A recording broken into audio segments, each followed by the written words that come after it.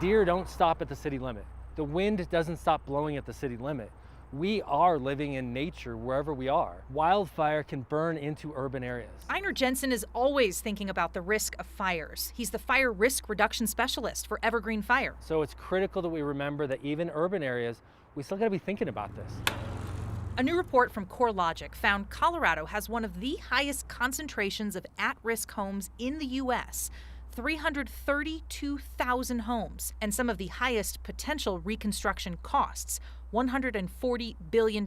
So a lot of insurers use multiple different data sets from CoreLogic, including our wildfire risk score. As wildfire risk increases, we have seen dramatic changes to insurance premiums and coverage options.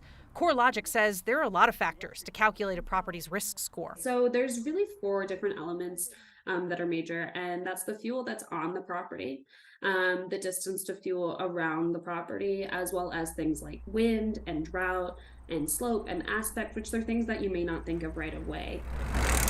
Often we think of rural areas as the highest fire risk, but this report also considers the risk in urban areas, like the Denver metro. But it's critical that we remember that Denver's also wildland-urban interface, not just because of the ember production that can go into the city and county of Denver, but also the green spaces that make Denver so cool. Also on this list, Colorado Springs, Fort Collins, Boulder, and Pueblo. Not a surprise, considering some of the country's most recent, most destructive fires tore through densely populated areas. But certainly the Maui fires, they did a couple years ago, the Camp Fire in California, the Marshall Fire here, we're seeing more wildfires impact more people in our communities.